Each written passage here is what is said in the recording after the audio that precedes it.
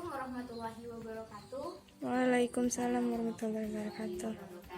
Selamat pagi semuanya dan salam sejahtera buat kita semua. Perkenalkan, sebelumnya nama saya Nurul Atika dan di sini saya akan memberikan penyuluhan tentang manfaat hasil hutan bukan kayu. Nah, sebelumnya kita harus ketahui dulu apa itu hasil hutan bukan kayu. Menurut Peraturan Menteri Kehutanan tahun 2007 tentang hasil hutan bukan kayu yang selanjutnya disingkat menjadi HHBK, merupakan hasil hutan hayati baik nabati maupun hewani beserta produk turunannya dan segala budidaya kecuali kayu, sebagai segala sesuatu yang bersifat material bukan kayu yang dimanfaatkan sebagai kegiatan ekonomi dan peningkatan kesejahteraan masyarakat.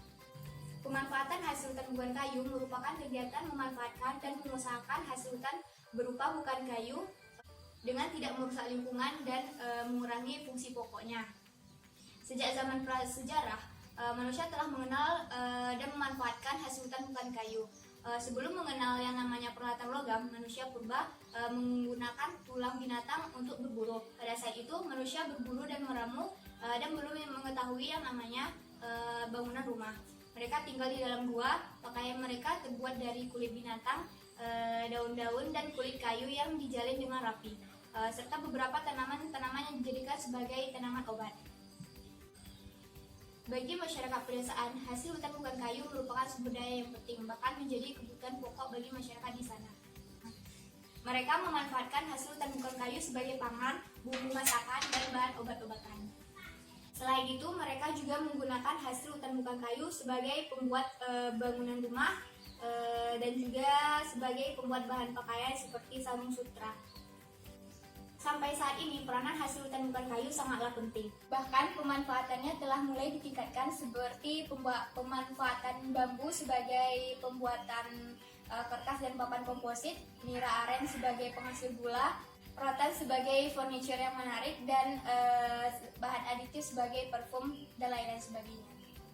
Oleh karena itu, semakin tinggi peradaban manusia, maka semakin tinggi pula tingkat penggunaan hasil hutan bukan kayu.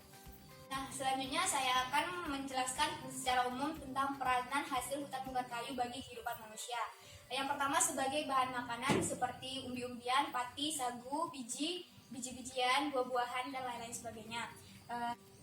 Sebagai komponen bangunan, sebagai furniture, sebagai perabot rumah tangga, sebagai penghasil bahan kimia dan produk-produk industri, sebagai bahan obat-obatan, sebagai bahan kosmetik, sebagai bahan perekat, sebagai bahan minuman, sebagai bahan bioenergi, sebagai bahan pewarna alami, sebagai bahan kerajinan tangan,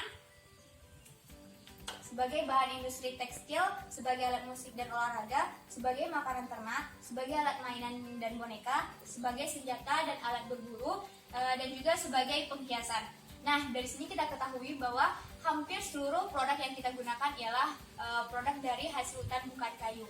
Sebagai contohnya, saya membawa beberapa produk yang sering kita gunakan atau sering kita konsumsi dalam kehidupan sehari-hari. Nah, ini merupakan produk yang sering kita konsumsi dan kita gunakan sehari-hari. Ini saya dapat dari punya kakak saya yang sering dia gunakan ini. Ini ialah dari ekstrak minyak zaitun dan ini ialah madu. Madu merupakan hasil hutan bukan kayu yang sering dikonsumsi oleh masyarakat sekitar hutan dan dimanfaatkan serta dijual untuk peningkatan kesejahteraan masyarakat. Nah, madu ini mempunyai banyak manfaat. Selain dikonsumsi sehari-hari, juga bisa digunakan sebagai bahan campuran untuk membuat masker perawatan luka. Nah, ibu-ibu dan kakak bisa menggunakan ini madu untuk menghilangkan jerawat dan guntusan di muka. Baik. Nah, selanjutnya ini adalah minyak zaitun. Minyak zaitun merupakan ekstrak dari buah zaitun yang merupakan produk turunan dari hasil hutan bukan kayu. Baiklah, sekian contohnya. Nah, selanjutnya HHBK dari ekosistem hutan sangat beragam jenis dan sumbernya. Dan maka daripada itu, sesuai Peraturan Menteri Kehutanan tahun 2007 tentang hasil hutan bukan kayu, maka dalam rangka pengembangan budidaya tanaman maupun pemanfaatannya, HHBK dikelompokkan menjadi HHBK nabati dan HHBK hewani. Nah, yang pertama adalah HHBK nabati. Kelompok HHBK nabati ialah kelompok dari tumbuhan hutan. Contohnya yaitu yang pertama kelompok resin ada agatis, damar, tembalau, kapur barus, kemenyan, kesambi, dan juga tusam. Ada kelompok minyak siri, contohnya akar wangi, cendana, eukaliptus, gaharu, kumper, kayu manis, kayu putih. Dan kelompok minyak lemak, contohnya balam, bintaro, buah merah, kelor, kemiri, dan lain-lain sebagainya. Dan kelompok karbohidrat, contohnya aren, bambu, jamur, sagu, dan lain-lain. Ada kelompok buah-buahan seperti aren, asam jawa, durian, jengkol, matoa, dan semua buah-buahan.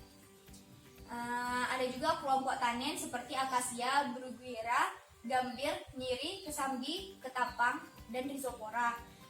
Ada juga sebagai kelompok bahan pewarna, contohnya angsana, alpokat, jambal, jati, kesumba, mahoni, nila, jernang, dan soga. Ada dari kelompok getah yaitu balam, gemor, getah merah, hangkam, jelutung, karet hutan, perca, dan gulai. Ada juga dari kelompok tumbuhan obat, misalnya cariu, akar binasa, akar gambir, akar kuning, akar cempaka putih, dadak merah, dan juga ciremai. Ada dari kelompok tanaman hias, contohnya anggrek hutan, beringin, bunga bangkai, cemara gunung, cemara irian, kantong semar, dan pakir. Ada dari kelompok palma dan bambu, contohnya yaitu rotan, bambu, algel, lontar, nibung. Dan juga kelompok alkaloid, contohnya cina. Yang kedua yaitu kelompok dari hasil hutan yang bukan kayu hewan. Yang pertama ada kelompok buru. Yang pertama dari kelompok buru ada kelas mamalia, contohnya babi hutan, bajing kelapa, biawak, kancil, kelinci, kijang, monyet, musang, dan rusa. Dan dalam kelas reptilia ada bunglon, buaya, cicak, kadal, dan lain-lain sebagainya. Dalam kelas amfibi ada berbagai jenis kakak, dan dalam kelas aves ada beberapa seperti alap-alap, karkatua, kasuari, kuntul merah, dan nuri. Dan dari kelas hewani tadi ada dari kelompok hasil penangkaran, contohnya arwana irian, buaya, kupu-kupu, dan rusa. Dan kelompok hasil hewan contohnya burung walet, lebah, dan ulat sutra.